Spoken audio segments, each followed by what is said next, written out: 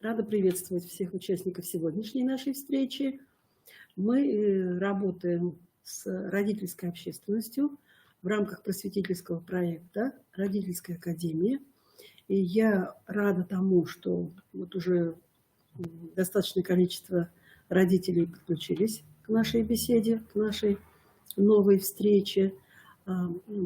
И хочу озвучить тему сегодняшнего разговора: формирование навыков опрятности у детей раннего возраста. Ну и ограничена наша сегодняшняя беседа по формированию навыков опрятности будет темой приучения детей к горшку. Когда начинать делать это, как это сделать? Вот мы сегодня с вами и попытаемся ответить на те вопросы, которые возникают у молодых мам и пап, и не только молодых мам и пап, когда наступает вот тот момент, когда нужно формировать навыки опрятности относительно горшка. Сегодня мы планируем ответить вот на следующие вопросы. И если нам это удастся, нас будет это очень радовать. Если мы на какие-то вопросы не сможем ответить вам, тогда вы можете нам их прислать, и на следующей встрече мы постараемся их озвучить. Итак, когда начинать приучать ребенка к горшку, признаки готовности ребенка к высаживанию на горшок, как начать приучать ребенка к горшку, как выбрать горшок, подходящий вашему конкретно ребенку, первое знакомство с горшком, отличия в приучении девочек и мальчиков к горшку. Так, ну сегодня у нас единственное, что не будет вопроса. Мы на вопрос заметки о сухой кроватке перенесем на следующую встречу, потому что и так большой материал. Сегодня мы будем говорить только о том, как работать с горшком конкретно в дневное время. В свое время мне прислали молодая семья фотографию, на которой было запечатлено, как эта молодая семья пытается обучить свою малышку. Тогда ребенку было где-то 1,5 года. Вот они начали приучать ребенка к горшку. И это было так. Горшок стоял на диване. Мама с папой сидели по обе стороны от ребенка, который сидел на горшке. И пытались, так сказать, какими-то звуковыми сигналами вызвать у нее желание сделать то, для чего она, собственно говоря, села на горшок. Я хочу сказать, ну, единственное, что было хорошо, ребенок спокойно сидел на горшке. Не было капризов, не было истерики, ребенок никак не показывал своего протеста. И это единственное, что в данной ситуации было хорошо. Ну, понятно, что мы не делаем все эти не реализуем свои гигиенические потребности на диване, поэтому, может быть, и не надо начинать с дивана, а нужно каким-то образом сразу показать ребенку, где это должно происходить. Ну, и мама с папой, одновременно побуждая звуковыми сигналами ребенка к действию, наверное, очень сильно дезориентировали ребенка. Ребенок не понимал, кого, собственно говоря, надо слушать-то, кому подчиняться. И я думаю, что вряд ли тот опыт, который демонстрировали вот эти молодые родители, у них увенчался успехом. Ну, мы с вами попробуем разобраться в этом деле до конца нашей встречи. А потом, если у кого-то будет такая потребность и такая необходимость реализовать все наши советы на практике, было бы хорошо, чтобы вы поделились с нами результатами вашей деятельности. Итак, опрятность. Вот вы видите, что тут несколько позиций, несколько определений опрятности. Самое главное, какой мы с вами можем сделать вывод, это стремление быть аккуратным и чистоплотным. Родители очень сильно любят своих малышей, и они так много сил тратят на то, чтобы ребенок был аккуратный, опрятный, чтобы приятно было всем общаться с их ребенком, чтобы он был необычно красивым, чтобы на него все обращали внимание. И мы знаем, что как только ребенок садится за стол или начинает играть на улице, то вот вся эта внешняя красота куда-то уходит. И ребенок, что уж получаем, то и получаем.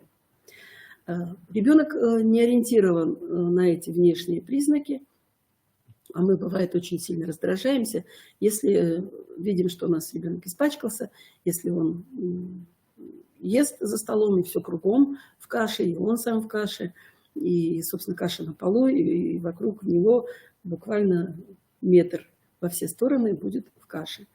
Ну и самый сложный, наверное, навык опрятности – это приучение ребенка к туалету, приучение ребенка к горшку. Ну, во-первых, проблематичность заключается в том, что физиологический организм ребенка не готов к таким действиям. Физиологический ребенок не готов к тому, чтобы садиться на горшок.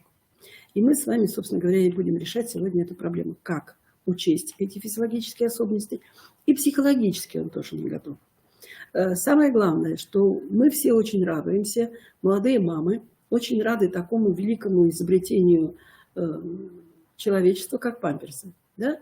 И с появлением сегодня ребенка на свет, эти памперсы сразу на ребенка надевают, и он в памперсах находится очень продолжительное время.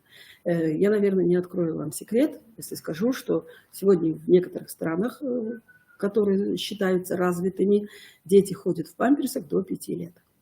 Мы не хотим, чтобы такое было, поэтому мы пытаемся одновременно ребенка водить в памперсах и приучать его к горшку. Так вот так не получится. Жалобы на родителей на то, что ребенок не просится в туалет, и это очень тесно связано с тем, что ребенок находится в памперсах. Ребенок не понимает ни своих позывов, он не понимает, то есть он не испытывает никакого дискомфорта, когда он находится в памперсах. Ему удобно, ему хорошо, а если на него надели какие-то пресловутые дышащие памперсы, в которых он может находиться 12 часов, меня всегда это удивляет, как при всем нашем желании создать для нашего ребенка максимально комфортные условия, мы соглашаемся на то, чтобы ребенок был в памперсе 12 часов.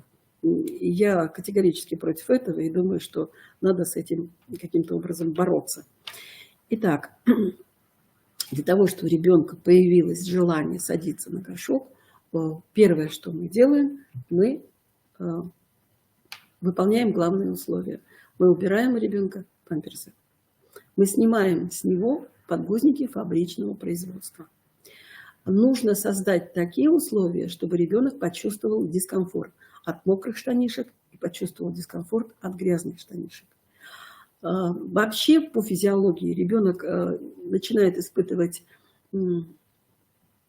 отрицательное отношение к мокрым пеленкам до 4 месяцев, а к грязным пеленкам или грязным штанишкам до 7. Вот это вот навык, когда он испытывает, он формируется вот в такие возрастные сроки. Ну, а мы уже привыкли, что в это время у нас дети, как правило, находятся в памперсах. Посмотрите, надели на ребенка памперс, он не испытывает никакого дискомфорта. Решили начать приучать ребенка к горшку, убираем памперсы. И когда приходится общаться с молодыми мамами и папами, они говорят, мы памперсы убрали, мы оставили памперсы только на прогулку и только на ночное время, когда ребенок спит ночью. Мне всегда хочется спросить, а где надо терпеть? Надо терпеть дома, где есть все условия для того, чтобы сразу реализовать свои потребности? Или надо немножко научиться терпеть на улице, когда мы гуляем? Или надо, чтобы ребенок каким-то образом приучился спать сухим на протяжении ночи? Вот родители должны решить, что они выбирают и что им нужно. Вот здесь вы можете прочитать, что памперсы сглаживают этот дискомфорт, и ребенок в памперсах привыкает к неудобству, которое связано с ношением этих памперсов, но при этом он не понимает, а вообще ему куда-то надо, или он может пользоваться такими замечательными средствами, которые только картинкой напоминают ребенку, что с ним что-то происходит не так. Первое условие, когда мы приучаем ребенка к горшку, это должна быть физиологическая готовность. Ребенок обучается контролировать свой кишечник и мочевой пузырь только при том условии, если у него для этого созрел организм. И ребенок почему так долго не может приучиться к горшку? Потому что к этому нужно достаточно долго готовиться. Конечно, у нас есть с вами опыт наших предыдущих, вот конкретно таких возрастных людей, как я, что когда нам говорят, что надо было как раньше высаживать ребенка на горшок, и тогда бы все проблемы были решены. Ну, разрешите не согласиться с этими рекомендациями. Да, может быть, ребенок может сесть, можно научить его присаживаться на горшоке в 12 месяцев, но это будет неосознанное его отношение к данной ситуации. Он не может в силу того, что у него еще пока организм не готов садиться на горшок. Все психологи и врачи рекомендуют начать приучать ребенка к горшку с 18 месяцев и до 2,5 лет. Вот это самый оптимальный возраст, когда и есть предпосылки для того, чтобы сажать ребенка на горшок, и можно сформировать у ребенка его личное отношение к горшку, и когда он научится проситься туда. Итак, с 18 месяцев до 2,5 лет. То есть посмотрите, пожалуйста, в той информации, которая перед вами, почему это нужно. Не потому, что вот у подружки, там, у соседей ребенок стал садиться в 8 месяцев. Да, можно присаживать на горшок и раньше, и тогда, когда ребенок научился сидеть хорошо, в это время уже можно посадить, присаживать. Но сознательного отношения самого ребенка мы в это время не добьемся. Он не будет понимать, для чего его туда посадили. И мы не всегда сможем с вами сориентировать его на физиологические потребности. Итак, признаки готовности ребенка к высаживанию горшку. Тогда, когда ребенок начинает понимать слова «писить», «какать». Ну вот представьте, если ребенку 8 месяцев, то вряд ли эти слова ребенок понимает. Естественно, в 1,5 года мы можем с вами уже приучить к пониманию этих слов. Когда ребенок начинает ощущать дискомфорт от грязных или мокрой штанишек, от грязного или мокрого белья. Еще раз давайте вернемся к тому, что это может произойти только тогда, когда мы у ребенка забрали памперсы. Если он продолжает ходить в памперсах, конечно, он этого дискомфорта ощущать не будет. Физиологически только после с 1,5 лет до 2 лет ребенок готов вообще к тому, что он садится на горшок, у него таким образом работает организм. Мы чуть-чуть подальше с вами еще с этим познакомимся.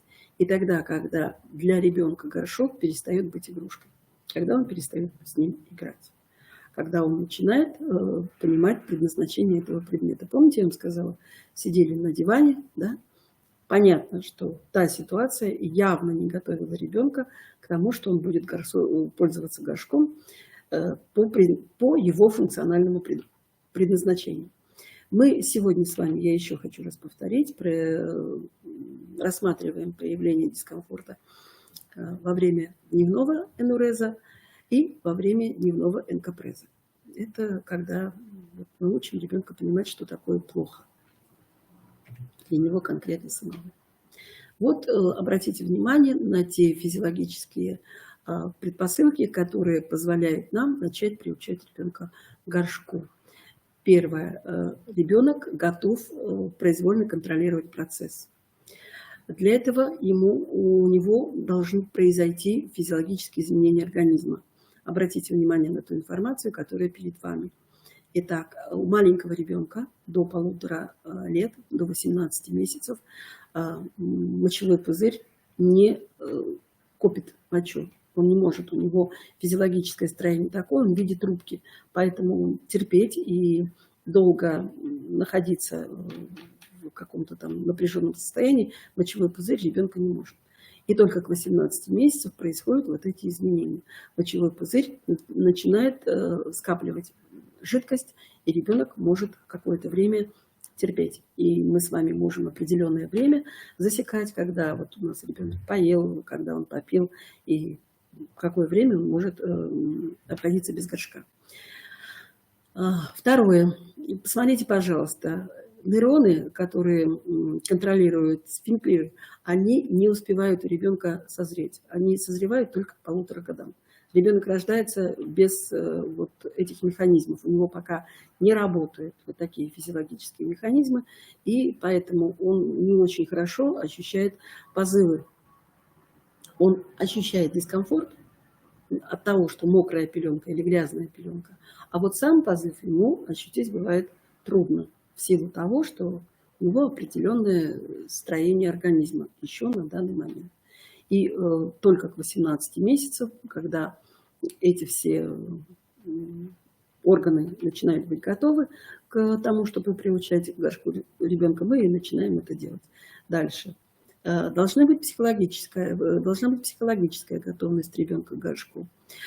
Кроме физиологической, то есть вначале должны быть физиологические предпосылки к тому, чтобы приучать к горшку, а потом психологические. То есть нужно сформировать у ребенка желание быть сухим и чистым. Вот то, что мы начали, с чего мы начали, то самое чувство опрятности. Если все-таки мы не решили проблему изъять из нашей деятельности, из нашей жизни памперсы, то нам, собственно говоря, и не удастся это сделать.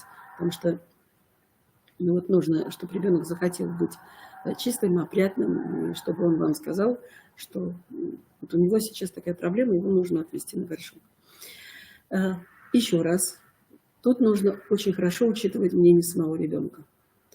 Ну, годовалый ребенок вряд ли может выказать и показать нам свое согласие и несогласие с теми действиями, которые мы над ним производим. Ну, присаживаем на горшок и присаживаем. Но сел, посидел. Если однажды получилось это реализовать, это хорошо. Но это несознательное отношение. Вот ребенок с 18 месяцев до 2,5 лет, он как раз и может сделать выбор, он как раз и может нам сообщить о том, что с ним сейчас что-то происходит, и надо ему помочь. Так. Но тут есть одна определенная опасность. Когда родители очень яро, очень настойчиво начинают приучать ребенка к горшку, потому что вот у соседок уже все ходят дети на горшок, а свекровь требует, чтобы ребенок был чистый, опрятный и просился на горшок. Да? Родители молодые начинают очень яростно выполнять вот эти функции. Это может привести, мы прекрасно с вами, очень часто, вот я в своей практике видела, когда практически насильно ребенка сажают. Ребенок выгибается, ребенок кричит, и родители считают, что если они сейчас просто заставят его один раз это сделать, то он будет это делать с великим удовольствием и просто испытывать огромное счастье, что его вот так выгибают, заставляют, и ноги напрягают, и все что угодно. Ну, приходилось видеть в своей практике разные ситуации. Мы ни к чему не придем. Желание у ребенка садиться на горшок однозначно не будет. А вот выработать у него какие-то невротические реакции, это нам удастся. И вот тот процесс приучения к горшку, он у нас продлится на многие-многие годы. И я хочу сказать, что вот и моя практика в детском саду подтверждает, что были такие дети, которые там в ясельных группах, туда, куда ходят дети раннего возраста, детки приходили и при виде горшка устраивали истерики и крики. Ну, конечно, потом это проходило, потому что они видели, что остальные-то дети спокойно садятся на горшок и делают все, что нужно. Мы знаем, в моей практике были дети более старшего возраста, которые боялись ходить в туалет в детском саду, которые, вы представляете, состояние ребенка, если он терпит на протяжении всего пребывания в образовательной организации. Ну, это совсем нехорошо, и ни о каком, конечно, комфортном пребывании ребенка в образовательной организации, что в детском саду, что в школе, не может быть и речи. Это проблемы очень серьезные. И нужно расслабиться, правда, вот как написано в информации. Нужно успокоиться, во-первых, успокоиться. Во-вторых, не надо делать ребенка виноватым ни в чем. Если у всех соседей эти дети уже делают, а ваш не делает, ну, значит, у него пока не пришло время. А может быть, надо обратиться за советом к специалистам и посоветоваться, а как сделать так, чтобы это было комфортно для ребенка. Первая, самая главная задача всех взрослых, когда они чему-то обучают детей, сделать так, чтобы ребенка это не невротизировало, чтобы ребенок чувствовал себя комфортно и, собственно говоря, радостно. И чтобы ему было комфортно, хорошо и радостно. Так, ну, все же, какие первые шаги нам нужно сделать по воспитанию опрятности у наших малышей? Первое, с чего мы начинаем, не с того, что мы сажаем ребенка, а вот как раз, как только у ребенка случилось, и у него или мокрая, или грязная одежда. Ну, грязная, конечно, это будет сложно, а вот мокрая одежда, нужно максимально привлечь ребенка к тому, чтобы он поменял свои мокрые штанишки. Он должен в этом участвовать максимально большое время, или он должен выполнять много действий, потому чтобы поменять на себе одежду. Он должен снять мокрую одежду, он должен надеть. Лучше всего, если, когда вы приучаете ребенка к горшку, и у вас там, где стоит ребенок, там, где стоит горшок, это, как правило, ванна, чтобы там лежали комплекты сухого белья, чтобы ребенок сам подошел, выбрал то, что он сейчас наденет, и постарался это надеть. Но в 18 месяцев, если мы с вами начинаем это делать, то к этому возрасту ребенок должен уметь надевать на себя трусики, подтягивать трусики, он должен уметь надевать на себя штанишки, подтягивать штанишки, поэтому вполне ему удастся поменять одежду. Если ребенок при этом плачет, ну, надо максимально успокоить ребенка. Если все-таки у него не все получается, надо с ним в этот момент договориться, что вы готовы ему помочь и действительно помогать. Что какие-то действия он совершает сам, а какие-то действия вы ему помогаете это делать. И, безусловно, если вы только начинаете обучать ребенка этому, то мы, конечно, с вами взрослые люди, и мы прекрасно понимаем, что на первых порах нужна максимальная помощь для ребенка. Со временем он это научится делать сам, а наша задача помочь, и наша задача поддержать ребенка. Ну, похвалы-то должно быть сколько угодно. И еще, мы с вами не должны ребенка ругать за мокрые штанишки. Мы, конечно, должны проявить какое-то свое недовольство этим. Может быть, сказать ай-яй-яй. А вот ругать и обижать ребенка в этой ситуации не надо. Ну, он ведь не виноват в том, что с ним происходит. Да? Мы побуждаем ребенка, если это происходит где-то там, где вы не храните грязную одежду, то он должен унести свою грязную одежду, свою мокрую одежду. Грязную-то нет, а вот мокрую одежду он нести должен туда, где хранится эта одежда. Так, ну и безусловно, все успехи ребенка, все, что связано с тем, что он уже научился делать, что у него получается замечательно, это нужно ребенка хвалить. Нужно ребенка хвалить. Ну и говорить ему о том, что обязательно в следующий раз он вспомнит, что есть горшок, и он постарается, чтобы мокрых штанишек у него не было. Так. Ну, теперь нам с вами нужно, когда мы начинаем приучать ребенка к горшку, нам нужно понять, нам нужно отследить, сколько времени нужно ребенку нашему, конкретно нашему ребенку, для того, чтобы жидкость собралась в мочевом пузыре, сколько нужно ему для того, чтобы были какие-то интервалы, когда освобождается кишечник. Ну, по сути дела, мы с вами можем воспользоваться теми рекомендациями, которыми руководствуются воспитатели в группах раннего возраста в дошкольных образовательных учреждениях. Там идет высаживание на горшки перед едой. Дети играют, да, дети позанимались, дети играют. Мы готовимся к завтраку, готовимся к ужину, и в этот момент происходит высаживание детей. Ну, конечно, это должно происходить не целым взводом, не отрядом. Это, как правило, поочередно дети, по несколько человек детей высаживают на горшок. Детей высаживают на горшок перед прогулкой обязательно. Детей высаживают на горшок периодически, каждые 40-50 минут. Особенно детей первой группы раннего возраста, там, где дети совсем маленькие. Детей высаживают на горшок, когда знают, что вот уже начинается тот период, когда дети пойдут домой. И вы знаете, что как только ребенок пришел в детский сад, пришел из дома утром в детский сад, в это время тоже детей высаживают на горшок. Во-первых, вырабатывает у них определенный динамический стереотип по времени ходить. Я понимаю, что это не солдаты, это не армия, но вот привычку к определенному времени в детском саду вырабатывают. Думаю, что, наверное, это можно сделать и дома, чтобы ребенок не высаживать каждые 15 минут. Тоже так же. Перед едой, после еды, перед сном, после сна. Если ребенок проснулся сухой и сухая кроватка, мы обязательно высаживаем его на горшок. Хвалим за то, что у него сухие пеленки, сухие штанишки, ну и высаживаем на горшок. Естественно, мы это делаем. Если ребенок пришел сухой с улицы, сразу высаживаем на горшок. Он ведь там какое-то время терпел.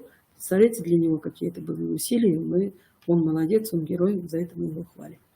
Так, ну вот та информация, которая перед вами, здесь указывается, что если мы хотим приучать детей к горшку, то мальчиков лучше сразу приучать это делать стоя. Лучше всего, если у нас с вами есть возможности, не к горшку приучать, а к унитазу сразу. Вот тут есть рекомендации, что можно пользоваться и какими-то дополнительными емкостями. Да, конечно, можно. Конечно, когда у нас еще сегодня не все семьи живут в благоустроенных квартирах, да, с теплыми туалетами, у нас есть разные условия. Наверное, когда туалет находится где-то на улице или вне теплой квартиры, то там можно использовать дополнительные какие-то устройства, вот как тут написано, баночки, кувшины. Потом придется переучивать ребенка. Поэтому решите, что для вас лучше и что лучше для ребенка. То есть приучаете ли вы его к горшку или приучаете вот к этим, использовать вот эти дополнительные емкости, другие сосуды. Мы потом, кстати, увидим, оказывается, есть и магазинные такие сосуды специальные, переносные писсуары для детей. Мы обсуждали, а вот для чего нужен такой переносной писсуар. Ну, наверное, он нужен на прогулке, может быть, он в поездке, может быть, хорош, когда мы едем на дальние расстояния. Но, опять-таки, это выбор взрослых, чем они будут пользоваться. Так. Итак, как только мы с вами в период приучили ребенка к горшку, начинаем понимать, что у нас есть какие-то определенные успехи, не надо надеяться на то, что сразу все получится и всегда будет горшок. Нет. Будут какие-то случаи, когда он будет проситься на горшок, и будут случаи, когда он будет забывать. Обычно дети забывают про горшок, когда они увлечены игрой.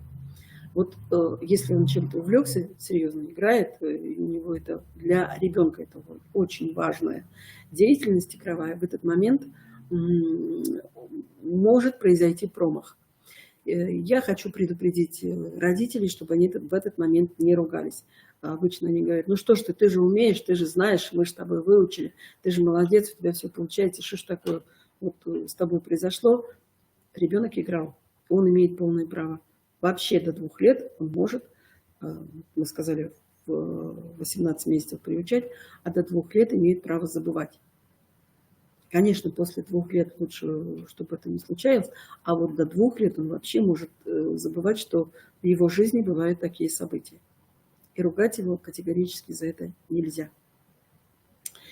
Если у ребенка, у нас есть дети, у которых еще пока к 18 годам, к 18 месяцам и к 2 годам не сформировался этот навык, да, они, может быть, не знают, как это делать, то есть мы какими-то их снабжаем звуками, которыми они должны показать, что им надо вот конкретно сейчас на горшок. Или мы приучаем ребенка к такому жесту. Они берут взрослого за руку и ведут взрослого к туалету. В детском саду очень часто бывает так, что ребенок знает, где находятся горшки, и показать взрослому воспитателю, что он хочет сейчас в туалет, они подходят к двери туалета и настойчиво показывают, что им туда надо. И тогда взрослый воспитатель или младший воспитатель выполняет просьбу ребенка. Это может сделать и говорящий ребенок, и ребенок, который на данный момент еще не разговаривает. Ну, снабдить какими-то жестами, научить показывать взрослому, что ребенку надо сейчас в туалет, это можно. Так. Давайте пойдем дальше. Но мы тут немножко передохнем. Я считаю, что такой разговор, как мы сегодня ведем, он без юмора просто не может быть. Надо не просто озаботиться, но и научиться улыбаться. Поэтому вот посмотрите, пожалуйста, очень напоминает вот этот горшок древний, те ночные вазы, которыми пользовались, наверное, лет 30 назад. Да? И название, посмотрите, у него какое. Он назывался горшок какашник. Ну, его использовали замечательно, он очень похож на горшок, да? И его делали из глины. Ну, это, конечно, это вот посуда, понятно. Но я думаю, что и ночные вазы, которые использовались вот лет 30 назад, они как раз свою историю берут вот от этих горшков.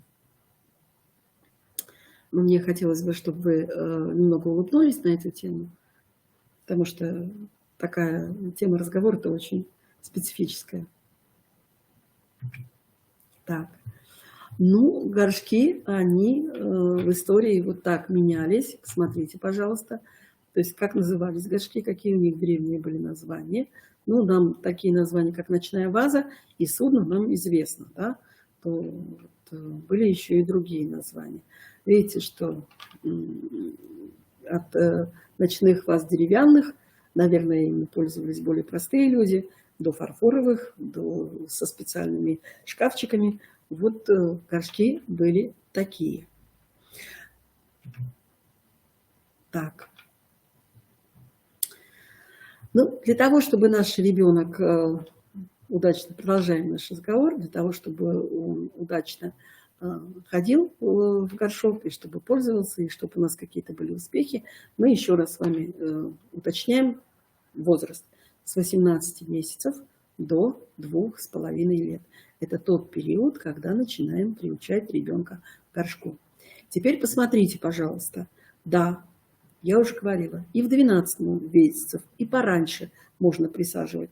Как только ребенок научился сидеть, мы, собственно говоря, можем присаживать его на горшок. Но это не обязательно, что это закончится какими-то результатами положительными. А вот уже с 2 лет мы можем с ребенком договориться, мы можем ему объяснить, мы можем его убедить, что он будет очень приятен, он будет чистый, он будет опрятный, если будет пользоваться только горшком. Есть еще один момент. Вот разные психологи советуют выбирать вместо горшка по-разному. Одни психологи говорят, что пусть их будет большое количество, что вот если в каждой комнате будет стоять горшок, то ребенок быстрее привыкнет к этому делу. Он будет перед собой его видеть, и будет на него ориентироваться, и будет им пользоваться. Другие психологи говорят, нет, дорогие, давайте мы поставим горшок сразу в то место, где он должен стоять. Вы выбираете, или это туалетная комната, если она у вас достаточно просторная и чистая, или это будет ванна. Самое главное, что мы сразу формируем у ребенка 2 навыка. То есть он сходил в горшок, здесь сразу раковина, и ребенку мы моем руки. Вот этому тоже обучать нужно сразу. После горшка мы моем руки обязательно.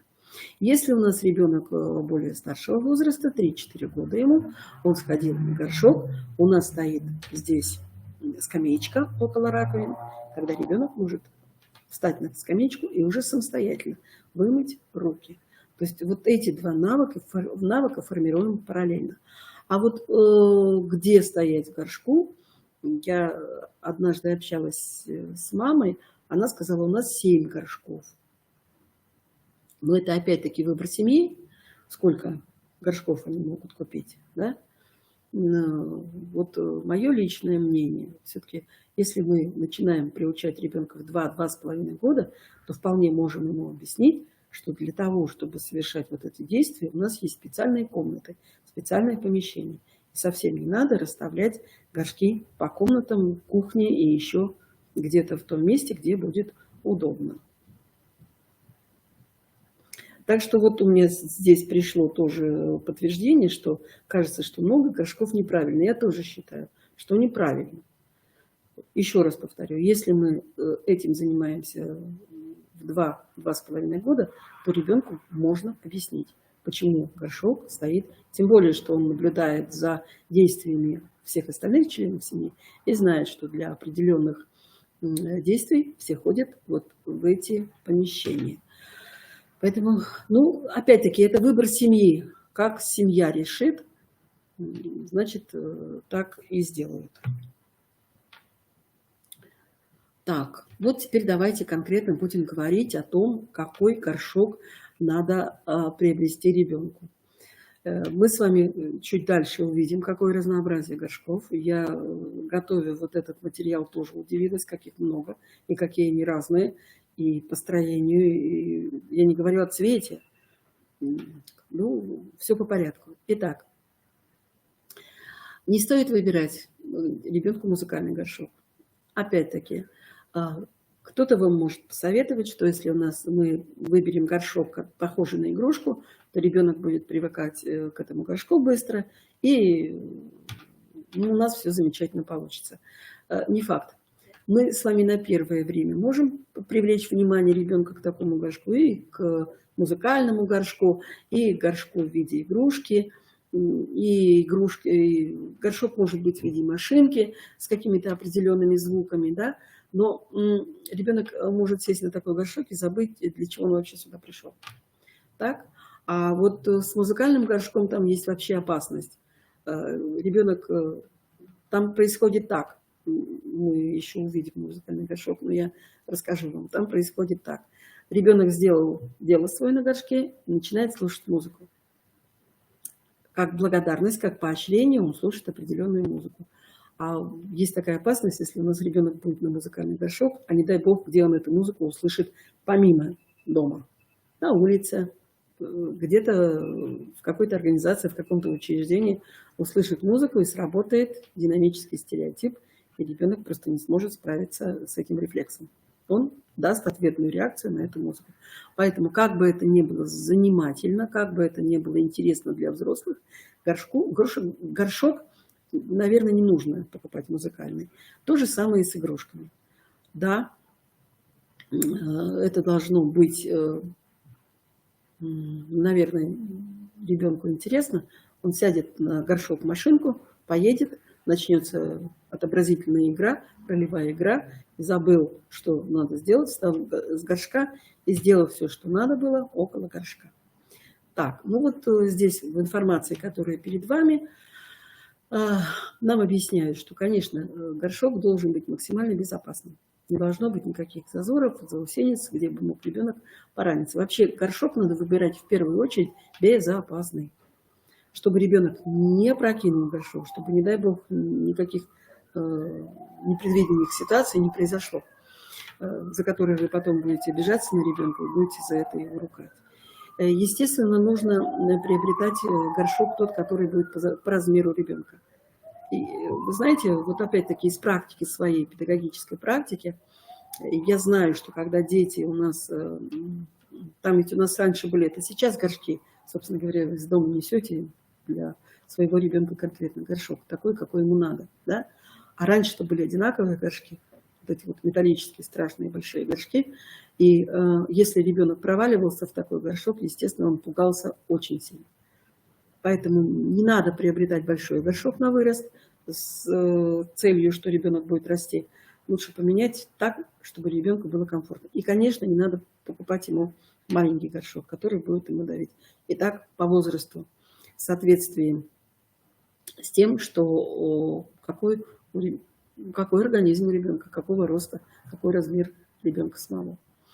Так, интересные горшки, когда есть такая подложка под ножками.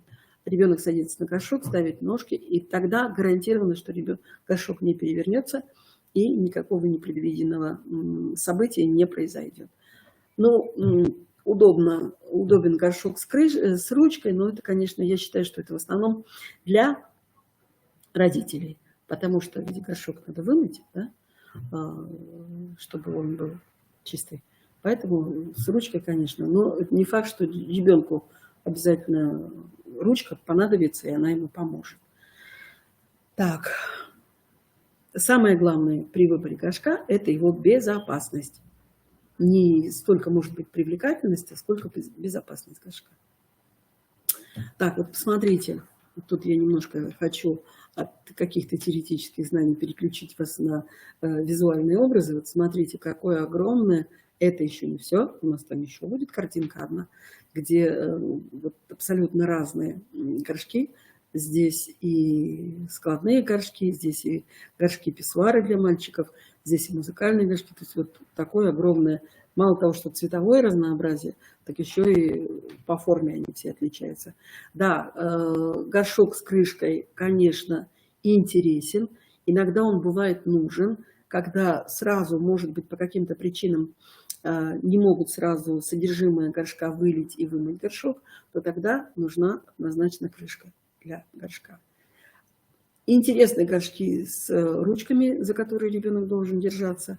Вот перед вами горшки в виде унитазов. То есть мы как бы опосредованно, предварительно приучаем ребенка к виду унитаза. Может, он потом не будет бояться дальше унитаза. Ну, посмотрите, еще раз говорю, красота, да? И по дизайну, и по цвету, и по внешнему виду. Мы уже с вами сказали про музыкальный горшок. Тут еще раз повторю то, что говорила. Вот он, видите, какой ребенок садится, все, что он там делает, он начинает слышать музыку. Ну, вот говорю, что не дай бог, если эту музыку где-то услышит вне дома и вне горшка. Сработает рефлекс, и с ребенком может произойти непредвиденное. Так, вот это игрушки. Ну, то, что конкретно мы видели, это, помните, сейчас я уже давно не видела, вот как раз горшок в виде бегемотиков, тут вот в виде машинки. Тут, я не знаю, то ли это улитка, то ли это олененок, в общем, непонятно, кто это такой. Еще раз, ребенок садится на такой горшок, и очень велика вероятность того, что он просто забудет, зачем он сюда пришел. И к этой же рекомендации, есть рекомендация, почему не надо давать ребенку игрушки и книжки тогда, когда он сидит на горшке. Опять-таки он может отвлечься и забыть, для чего он, собственно говоря, пришел. Потом мы будем на него обижаться.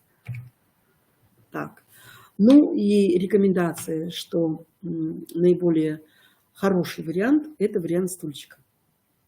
Вот такой стульчик мы с вами здесь видим. Что не рекомендуют брать стульчики деревянные. Есть такое мнение, что деревянный стульчик, он экологически безопасный, он наиболее чистый. Вот как раз медики не рекомендуют деревянные, потому что в дерево нельзя обработать так, как можно обработать пластик. То есть там могут микробы какие-то сохраняться и накапливаться. Поэтому если вы выбираете, что вы для своего ребенка приобретаете стульчик, то это стульчик, опять-таки, это безопасность, это экологичность и это гигиеничность этого горшка. Причем вот в таком стульчике, там ведь достается часть горшка, да, емкость, нужно быть очень внимательным, чтобы не было никаких зазоров, чтобы, не дай бог, пальчик ребенка не попал вот в это пространство между стульчиком и горшком. То есть, ну, травмируя ребенка, мы можем вот тот процесс приучения к горшку сделать максимально долгим и максимально неэффективным. Поэтому, выбирая стульчик, смотрите, чтобы он, еще раз, был безопасный. Так, ну, на что нужно обращать внимание? Тут, наверное, некоторые рекомендации будут повторяться. Первое – это комфортность ребенка, безопасность, комфортность. Нужно внимательно посмотреть, чтобы попа ребенка не прилипала к горшку, да? Чтобы при соприкосновении ребенка с горшком он не мог никуда засунуть пальчик, нигде бы не мог повредить ручку. Ребенка мы высаживаем на горшок, который должен быть раструбом, не просто круглым, который может опрокинуться, а раструбом к низу, широкой частью вниз. Так, ну и он должен быть из экологических, нетоксичных материалов. Эту всю информацию вы получаете в магазине. Самое главное, с чего можно начать, можно вместе с ребенком отправиться в магазин и уже, учитывая рост ребенка, его данные, выбрать тот горшок, а еще лучше, если горшок выберет сам, а мы уже посмотрим, подходит этот горшок для нашего ребенка. И вот это будет один из первых шагов приучения ребенка к горшку. Он его сам до дома донесет, счастливый, что вот эту покупку совершили, и сам он до дома донес, и дома вы его развернули и объясняете, что это такое, где и когда вы будете использовать эту вещь.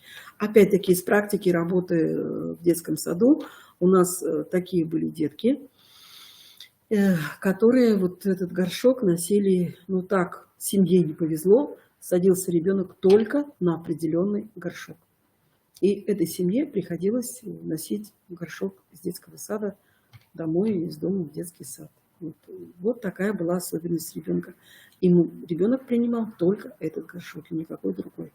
Нужно понимать, что вот, нужно выполнить это требование ребенка на этапе раннего возраста. Придет время, конечно, ребенок будет уже принимать другие условия, но в раннем возрасте иногда семья должна идти и вот на такие уступки ребенку.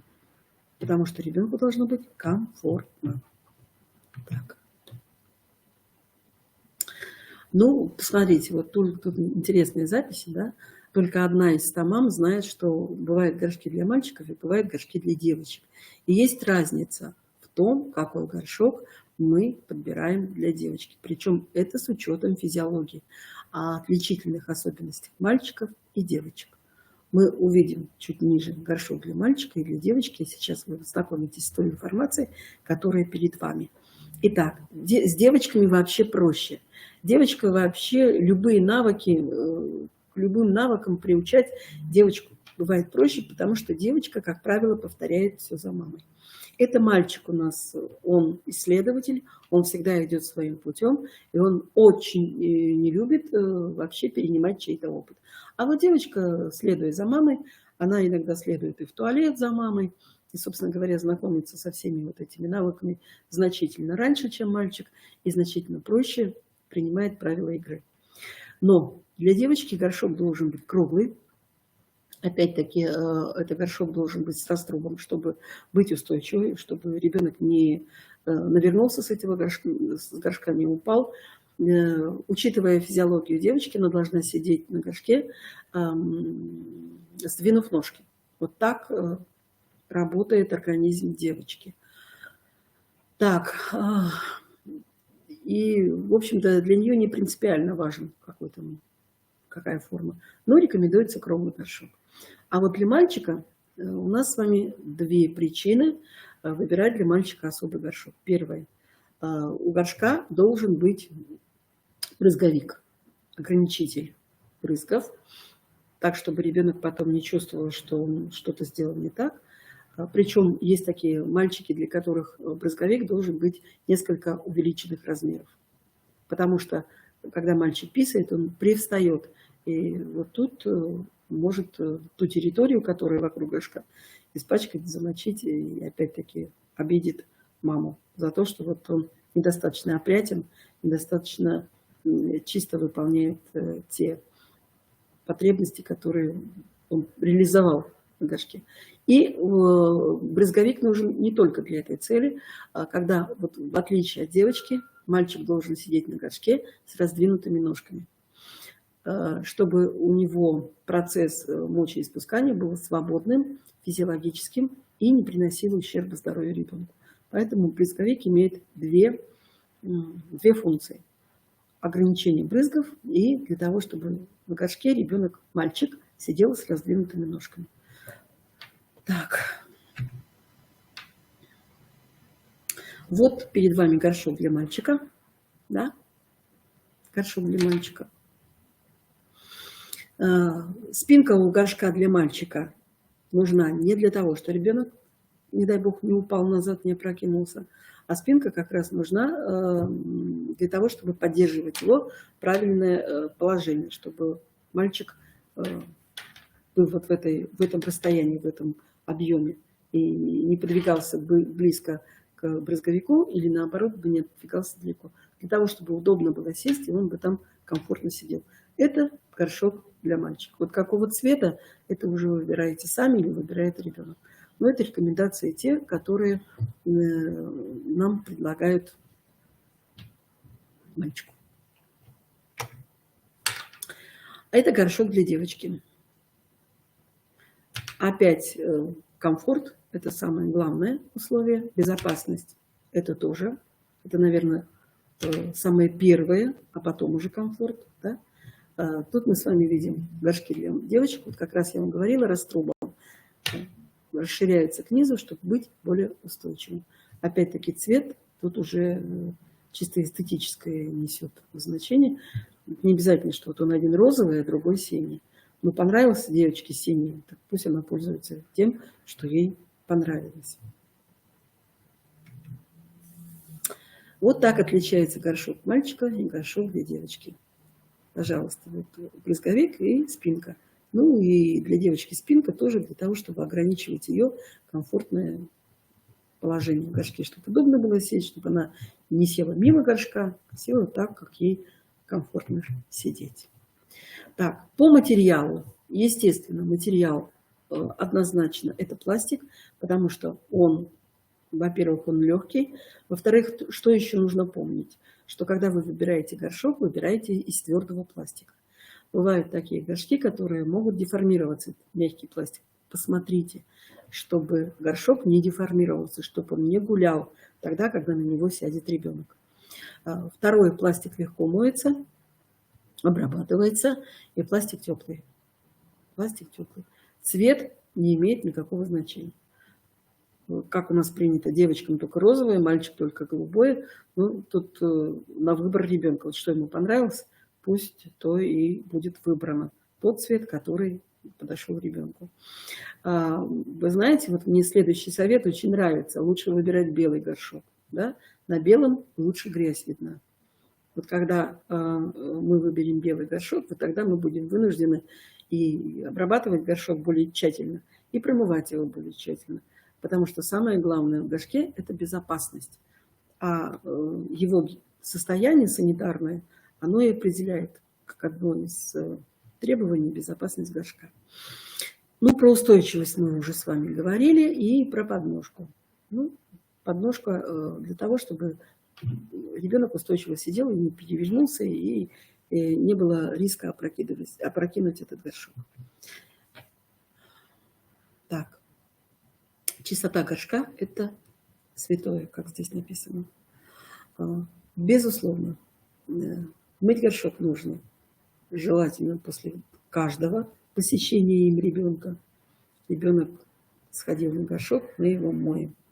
Но не всегда это бывает возможно. В разных условиях люди живут. И если там что-то задерживается, то, конечно, нужна крышка. И обязательно смотрим внутреннюю поверхность, чтобы там не было никакого осадка, никаких наростов, уж тем более каких-то отложений на горшке. Да? Мне вчера очень понравилось в одной передаче. Было сказано, чтобы никаких веснушек не было. Он должен быть чистый и максимально ухоженный горшок. Так. А вот вы тут смотрите, что есть горшки конкретно с добавками бактерицидными, бактериальными, где защищена фабричным образом, защищена поверхность горшка от воздействия микробов. Так. Ну и когда я готовила этот материал, я задалась вопросом, бывают плохие горшки? Вот перед вами плохой горшок. Такой горшок категорически вашему ребенку приобретать нельзя. И просить у бабушки с дедушкой, если у них где-то такой горшок затерялся, ну просто не надо. Первое – это металлический горшок. То есть металлические круглые горшки мы исключаем использование для нашего ребенка. Металлический горшок, он холодный, а тем более это эмалированный горшок. У него могут быть разные сколы. Эмаль может отломиться, да, и тем самым мы можем нанести кожу у ребенка тонкая, кожа у ребенка нежная. И вот этими сколами мы можем нанести серьезные повреждения кожи ребенка. Поэтому эмалированный горшок, металлический горшок Он холодный, он некомфортный, он не гигиеничный, потому что обрабатывать, если там есть сколы на горшке, вы уже не сможете, и горшок начнет просто-напросто ржаветь. И вот такая форма горшка, она травмоопасна. На таких горшках дети очень часто перевертывались, они падали. Это опять-таки вот из той. Моя педагогическая деятельность началась 40 лет назад, и вот такие горшки были в детских садах, и такие случаи были нередки, когда вот с круглого горшка ребенок падал. Поэтому сегодня возможности приобрести ребенку комфортный, безопасный, гигиеничный горшок есть. А вот это давайте уберем, если это самый плохой горшок, которым пользоваться нельзя. Так, ну и тоже опять я предлагаю вам немножко улыбнуться. Вот такие я назвала это странные горшки. Ну, понятно, что это достаточно дорогие горшки. Но если у кого-то есть такие финансовые возможности приобрести ребенку такой горшок, надо понять, для чего. Вот понятно, что это сиденье, да, которое можно использовать уже, приучая сразу ребенка без горшка к унитазу. Видите, тут ступенька, которая может менять высоту. Ну, здесь уже более взрослый ребенок. Здесь уже ребенку года 3-4. Но можно использовать. Если кто-то... Опять-таки, это выбор семьи. Если вы понимаете, что ребенку комфортно. Вот здесь мы с вами видим горшок с душем. То есть ребенок сразу принимает горшок, его сразу подмывает. Вот в руках у мамы здесь душ. Ну, что-то такое среднее между горшком и БД. Да? Ну, опять-таки, если есть такая возможность и такая потребность. Так, у меня вот это, то, что я вам говорила, это переносные писсуары. Ну, естественно, здесь, наверное, пользоваться этим может только мальчик, да? Ну, наверное, такие можно приобрести в дорогу. Но, опять-таки, если ребенок вдруг захочет этим поиграть, то он непременно этим поиграет. Где-то, если вы это не спрячете, и он возьмет это для игры. И тогда уже будет вопрос, достаточно ли он безопасен, если ребенок будет этим играть. Так, ну, здесь мы с вами видим горшок с встроенным компьютером. Мы сегодня говорим, что надо ограничить взаимодействие ребенка с гаджетами, с электронными, а здесь уж вот при такой интимной деятельности еще и компьютер сюда подключили. Но, наверное, ребенок-то совсем не уйдет никогда с этого горшка. Не факт, что он будет пользоваться по назначению и с учетом функционала этого предмета, а не будет пользоваться вместо просто компьютера и радоваться тому, что вот, ну, хоть здесь разрешили сидеть без конца и будет научиться обманывать. Я думаю, что такая опасность есть. Опять, это выбор семьи. Что выбрать, к чему приучать ребенка? Это выбор семьи. Ну и есть такая рекомендация, что, может быть, если есть возможность приучать ребенка сразу к унитазу, а не к горшку. Ну, опять, это от условий, которые у вас сегодня есть. Есть много разных форм и конструкций сидений, которые вы можете использовать. Одно главное условие – оно должно по размеру подходить ребенку. Опять-таки, это должно максимально легко обрабатываться, это максимально легко должно мыться. И ребенку, опять-таки, нужно понимать, что для чего он сюда садится.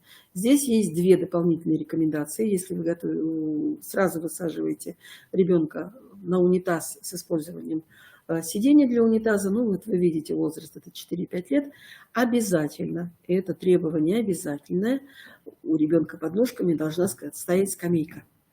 Потому что только в этом положении ребенок чувствует себя спокойно, и все, что он делает на унитазе, оно будет физиологически обосновано. Должна быть скамейка под ножками. Так. Ну и тут вы видите, что эту скамейку может ребенок использовать, когда сидит на унитазе, и тогда, когда он встает мыть руки. Так. Сидений для унитаза тоже существует разное большое количество. Вот такие есть мягкие сиденья. У меня вопрос только к мягкому сиденью. Я считаю, что он, наверное, может быть недостаточно приспособлен для того, чтобы его обрабатывали. Потому что там есть вклеенное вот это мягкое сиденье. Насколько ребенку важно, чтобы оно было мягкое, для чего мы это мягкое делаем. Ну, когда-то же должен понять, что крышки-то у нас не очень мягкие, которые мы используем. Но опять решает семья. Обратите внимание, насколько легко это сиденье обрабатывается. Тут видим на сиденье ручки, которые, наверное, каким-то образом ребенку помогают сидеть на унитазе. Но я говорю, если вы сделаете скамеечку под ноги, то этого будет достаточно. Не надо учить ребенка держаться за унитаз. Тут единственное, что я хочу сказать сразу. Когда мы приучаем ребенка садиться на унитаз, то надо сделать так, чтобы не смывали унитаз, пока ребенок сидит на нем. Я просто хочу сказать пару слов о том, когда дети в детском саду, это опять-таки моя педагогическая практика, когда дети переходят из ясельных групп в более старшие группы, там, где нет горшков, и там, где унитазы, вы знаете, вот эта проблема неготовности перейти на унитаз вызывает у детей страхи серьезные. Они не знают, у ребенка нет понятия позади, сзади, за спиной. Они не понимают, что там за ними происходит. И вот когда они садятся на унитаз и слышат какие-то звуки, они, бывает, очень пугаются. И нужно объяснить ребенку, то есть поддержать ребенка, объяснить, что там происходит.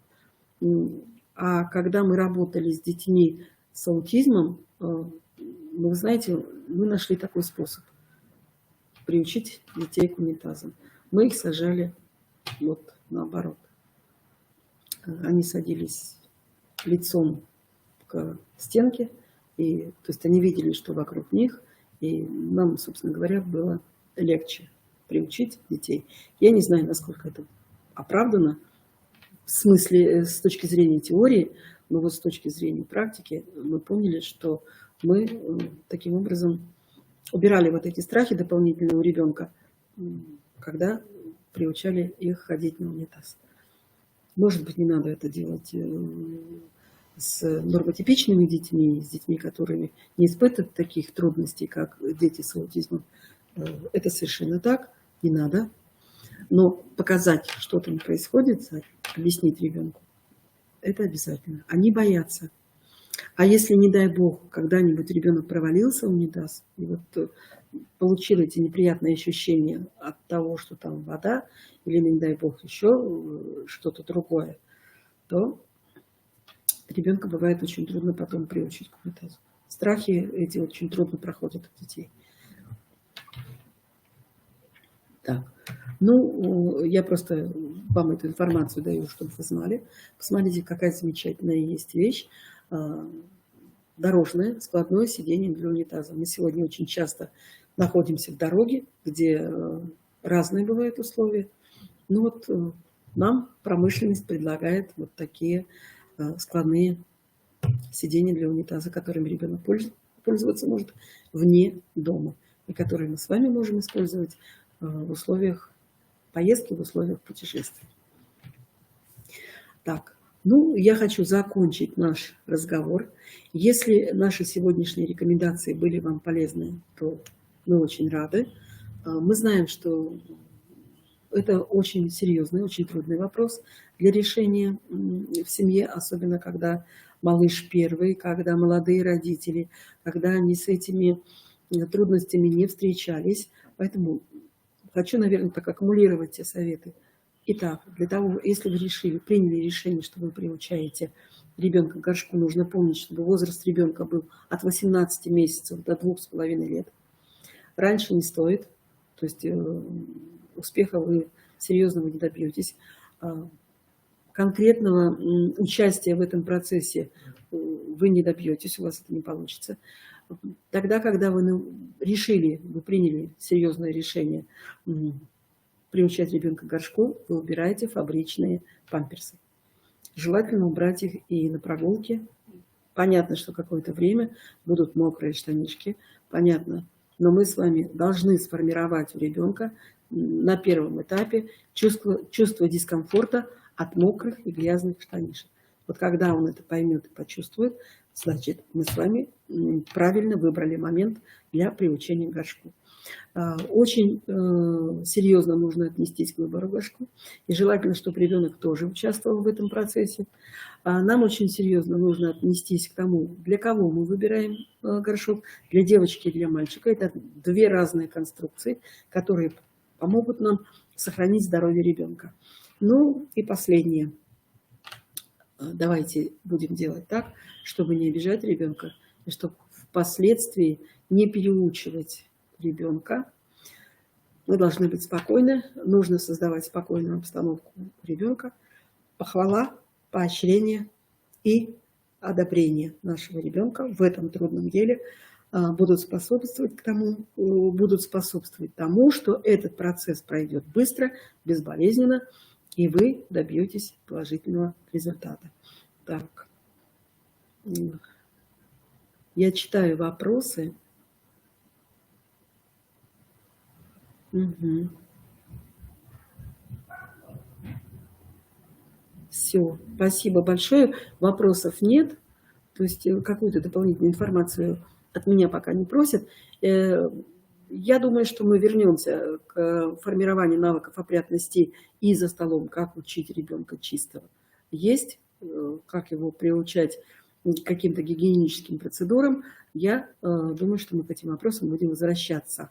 Спасибо большое за участие в нашей беседе, в нашей встрече. Спасибо всем за добрые слова, которые вы здесь выражаете. До следующих встреч. Всего доброго.